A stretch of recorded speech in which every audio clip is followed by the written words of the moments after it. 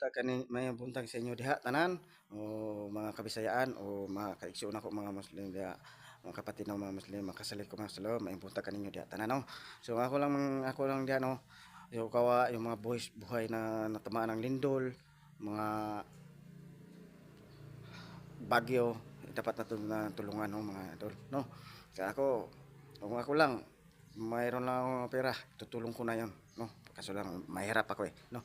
Mahirap lang tayo no. Trabaho lang tayo. Walang personalan. Laban lang. O yung muna ang akong ingon ninyo mga bayan. Lalo-lalo na kanong mga babae mga magtituler diyan. Ah, inyong mga suot ninyo ulitin ko pa.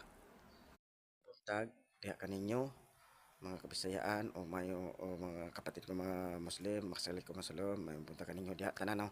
So kawawa naman yung taga Cebu yung natamaan ng bagyo no. Yung lalo-lalo na sa ibang lugar no, kawawa na buhay mga tao talaga mga idol. Talaga yon ay yun ang talaga ang pag-asa natin, ang magdasal talaga palagi tayo sa ating Panginoon. Posible na tayo hindi tayo patawarin sa ating mga kasalanan na atong nagawa. Tao lamang tayo, no? Wala tayong perpektado tao, no?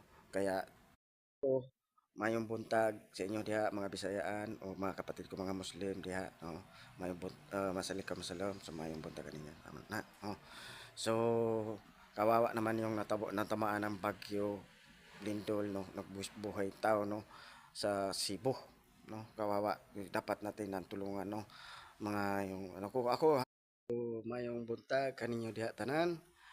Mga kapatid ko mga Muslim, masalay ko masalam. So, maayong buntag kaninyo diha. So, maayong buntag sa mga Bisayaan diha, no? Maayong buntag sa inyo diha. Taga Kintulanaga sa Bugay ako. Ako po si Jimboy Lumata, taga Kintulanaga sa Bugay, isang vloggers, no? So, ito lang sabihin ko.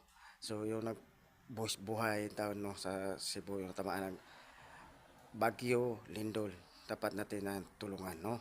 Mga idol. So tayo,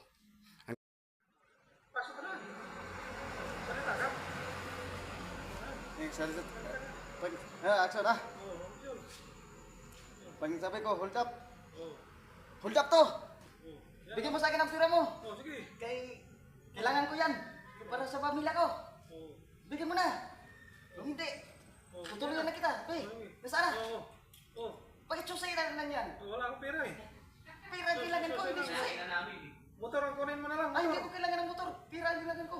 Wala akong pera. Wala ka pira. Pareho tayo, wala pira.